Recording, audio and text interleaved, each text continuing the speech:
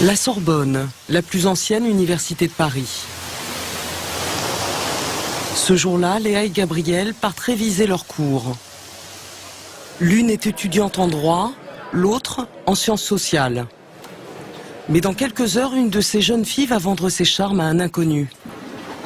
Issues de familles aisées, plutôt bonnes élèves, à la fac, personne ne connaît leurs secrets. Elles sont très discrètes et ça peut paraître choquant. À 20 ans, elles parlent de la prostitution comme d'un simple job. Il y a des jours où on bouge plus ou moins en fonction de notre activité parallèle. Il y a des jours où on se consacre absolument à nos études. Ça dépend aussi des périodes de partiels, périodes d'examen. Le système de la fac permet d'avoir des plages de temps où on n'a pas du tout d'examen et des plages de temps où il faut bosser vraiment. Avec leur style passe-partout, elles ne manquent pas de clients. Pour les recruter, elles passent par Internet.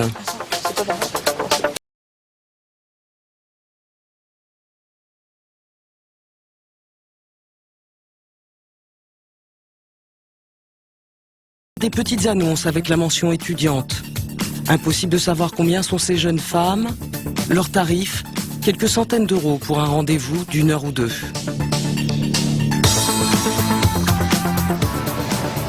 Gabriel et Léa ont accepté de se laisser filmer pendant toute une soirée. Ce soir-là, Léa a rendez-vous avec un nouveau client dans une chambre d'hôtel. Combien de rendez-vous? Elles reçoivent au minimum 5 coups de fil par jour. À chaque fois, elles font une sorte de casting par téléphone. Instinctivement, à la voix, en général, on arrive à peu près à estimer la tranche d'âge, on sait à peu près à quoi s'attendre. À cela, il faut ajouter les SMS qui tombent régulièrement. J'ai eu un message d'un type qui m'a envoyé ça par texto. T'as envoyé quoi? Il m'a envoyé bonsoir, je les Jacques, serais-tu disponible ce soir pour 1 heure ou 2? Je n'ai pas vu tes tarifs, bis Adrien, 25 ans du 12e. Leurs clients, des hommes avec un haut niveau social, un peu désorientés dans leur vie sentimentale. Souvent, on tombe sur des hommes bien physiquement, bien sous tout rapport, qui manquent de piment dans leur vie, ou même ceux qui cherchent en fait à retrouver la passion du début avec leur femme. La plupart nous disent même j'attends un 3e enfant, j'adore ma femme, mais j'ai besoin d'un petit truc à côté. Qu'est-ce que vous avez Léa dans votre sac? Vous pouvez me montrer? Dans mon petit sac, celui-ci, c'est lubrifiant, préservatif féminin, masculin, grande taille, taille normale. Voilà, il y a tout ça. Ceux-là, c'est pour ceux qui sont sensibles, parce qu'on essaie toujours de nous tenter. Oui, je ne les supporte pas, donc du coup, on a prévu le coup. Voilà. Donc, on a tout, voilà, toutes les tailles. Toujours aussi un truc important à avoir, c'est l'huile de massage. Et ça, vous l'avez toujours sur vous? Oui. Quelques minutes avant le rendez-vous, séance de maquillage improvisée dans les toilettes du café. Léa change aussi de look. Les baskets sont remplacées par des escarpins. Elle dépense en moyenne 200 euros par mois en vêtements et accessoires. 200 euros, c'est aussi la somme qu'elle demande à ses clients pour 1 heure. Et pour finir, quelques gouttes de parfum. On monte derrière? Comme à chaque fois, Léa et Gabriel sont sur leur garde. Bonjour.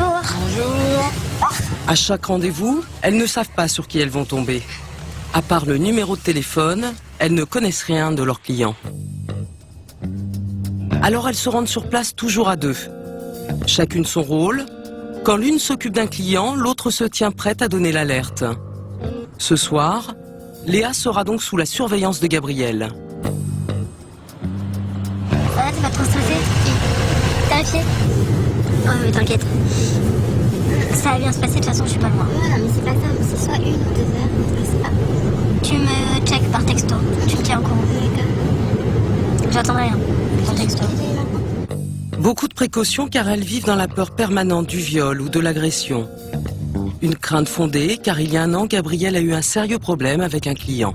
Cet homme faisait 1m90 pour 140 kg à quelque chose près.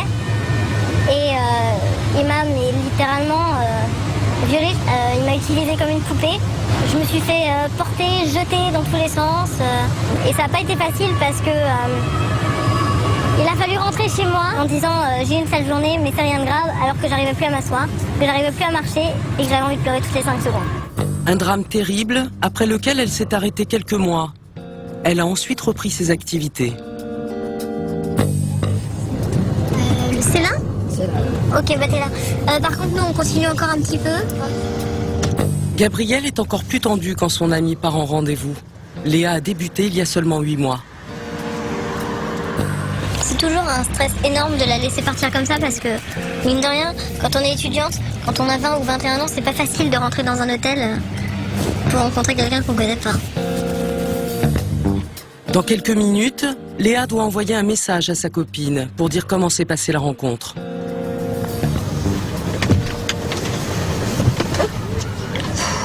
Pourquoi j'ai pas de texto, putain? Léa. Mais bordel, envoie ce texto. Normalement, elle est plus rapide que ça. Et je sens pas particulièrement bien ce rendez-vous. J'appelle. T'es où? Ouais. Il est là? Ok, 1 heure ou 2? Ok, tu m'envoies un texto pour me tenir au courant? Ça marche. Bon, je suis dans le coin, t'inquiète. Bisous.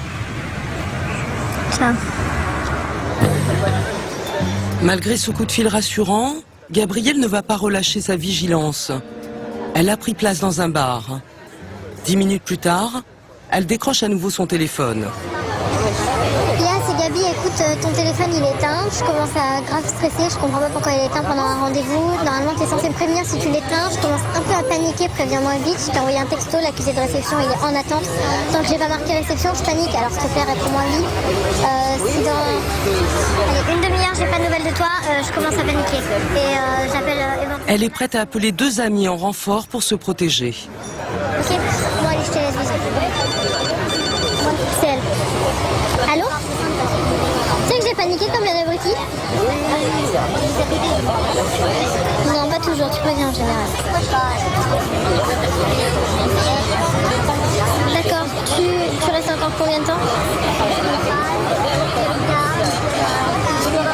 D'accord, ok, ça va. Bon, bah, je t'attends. Bisous. Alors? Elle est là pour 2 heures, elle a oublié le texto et elle avait éteint son portable parce que ça stressait le mec, mais elle a oublié de m'appeler pour me prévenir. Donc du coup j'ai paniqué pour rien et elle va avoir un sabot en rentrant. 2 heures plus tard, Léa réapparaît. Alors ça s'est passé comment? Bien? Ouais. Apparemment, la prestation s'est déroulée sans problème. Raconte-moi. Quarantaine, bien, urbaniste.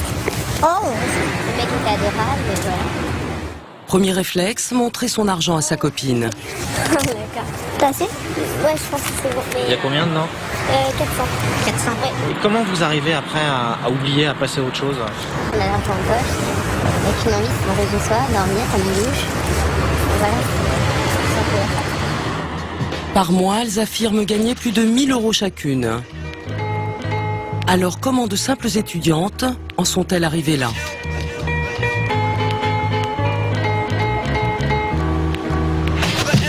Gabrielle et Léa pourraient très bien gagner de l'argent autrement. Mais avec ces gains élevés, la prostitution reste selon elles la meilleure solution. Au départ, pour ces 2 filles, il y a un acte un peu fou, une sorte de pari entre copines. Mais petit à petit, elles se sont prises au jeu.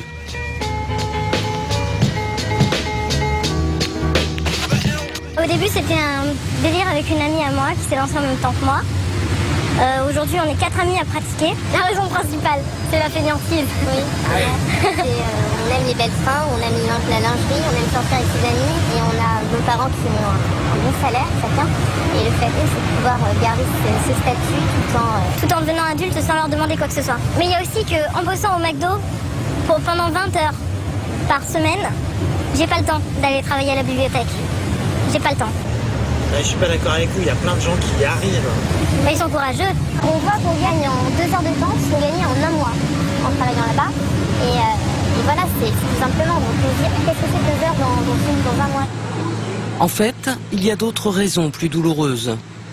Au fil de la discussion, elles se livrent un peu plus sur leur passé. Quels sont vos rapports avec vos familles? Oh là, bon courage. Derrière ce rire gêné, des fêlures. J'ai été abandonnée par mon père, j'ai été abandonnée par les hommes de ma famille. Et à un moment, on se dit stop. Quand il y a une relation amoureuse qui foire, 2 relations amoureuses qui foirent, 3, 4, 5, c'est l'accumulation et on en a marre d'être trop gentil. Finalement, on a peut-être envie aussi de devenir un peu une salope, tout simplement. C'est un moyen de dire merde aux personnes qui m'entourent et de dire que oui, je suis quelqu'un de gentil, mais il ne faut pas non plus... Il y a deux personnalités en moi, voilà. Il y a des choses qu'il faut savoir sur moi, et là je rentre dans ma vie personnelle, mais moi si je me suis lancée là-dedans, c'est aussi parce que plus jeune, j'ai été abusée. C'était à quel âge? 14 ans. Quelqu'un de votre famille? Un ami à mon père. Gabrielle n'en dira pas plus. Des filles abandonnées ou abusées, des profils qui reviennent souvent chez les femmes qui se livrent à la prostitution. Les étudiantes ne font pas exception.